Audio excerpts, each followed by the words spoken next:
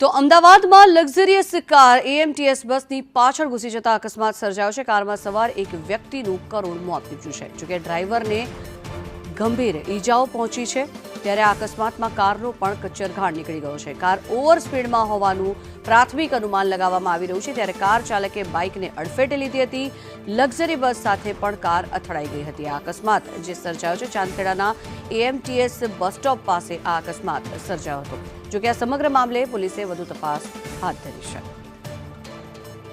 AMTS અને car વચ્ચે આ અકસ્માત સર્જાયો હતો।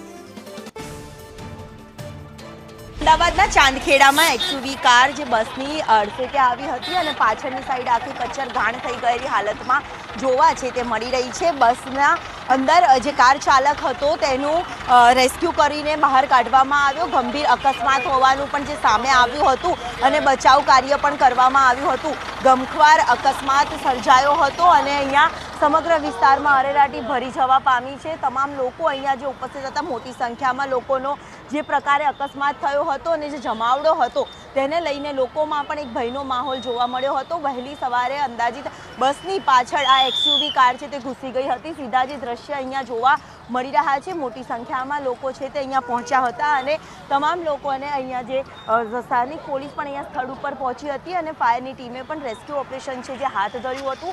મોટી સંખ્યામાં આ અકસ્માતને લઈને આજુબાજુનો જે વિસ્તાર હતો ત્યાં પણ એક ભયનો માહોલ છે તે જોવા મળ્યો હતો। ગમખ્વાર અકસ્માત અને સ્થાનિકોના જે કહેવા પ્રમાણે અહીંયા જે જોવા મળી રહ્યું છે અને સાથે જે સ્થાનિકોએ પણ જે પ્રકારે કહ્યું કે અંદર દારૂની બોટલો પણ હોવાનું સામે આવ્યું હતું।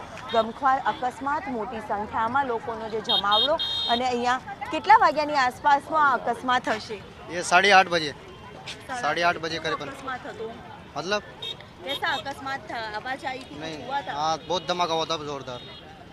એક મોટા ધડાકા સાથેનો જે અકસ્માત હતો, તમામ લોકો જે અહીંયા પહોંચ્યા છે। કેટલા વાગ્યાની આસપાસની ઘટના છે આ? કેટલા વાગ્યાની આસપાસ? ये 7 वागे 2 कलाक થયા અને આ लाल बस 4 से यहाँ उभी थी और बीआईटी वो पहली बार जो थी। आप बच्चे वहाँ बाइक वाले को ठोक के आया था, तो बच्चे जान बचाने के लिए 4 व्हीलर वाले अंदर घुसी रही। मैं बैठा था यहाँ 7 वागे 7 वागे। કેટલા લોકો હતા ગાડી? 2 જણા હાઈટ બોડી वाला था। 2 જણા 2 બોડી લોકોનો જે અકસ્માત થયો હતો અને તમામ લોકો જે અહીંયા પહોંચ્યા હતા, જ્યારે પ્રત્યક્ષદર્શી છે એમની સાથે બી વાત કરવાનો પ્રયત્ન કરીશું। બેન, કેટલા વાગ્યાનો બનાવ હતો? 8-10 ના 8-10 શું જોયું?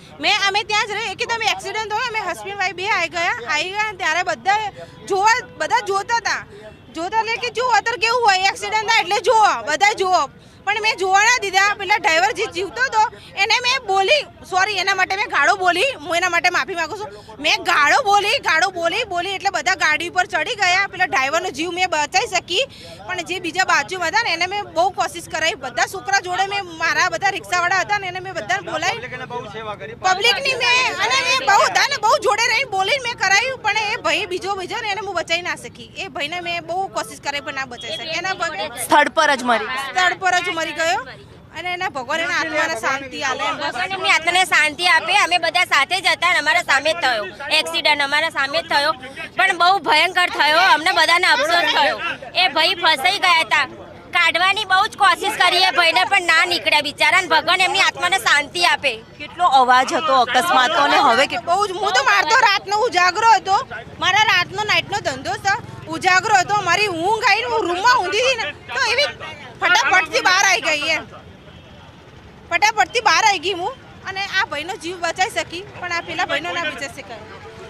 હા, એટલે અકસ્માત જે થયો હતો, અકસ્માતને લઈને જે પ્રત્યક્ષદર્શી છે તેમની જે પ્રતિક્રિયા સામે આવી રહી છે કે ગમખ્વાર અકસ્માત હતો, એકનું સ્થળ પર મોત, જ્યારે કાર ચાલક છે ત્યારે નજીકની હોસ્પિટલમાં સારવાર માટે ખસેડવામાં આવ્યો છે। કેમેરામેન ચેતન પરમાર સાથે દિવ્યા ચૌહાણ, સંદેશ ન્યૂઝ, અમદાવાદ।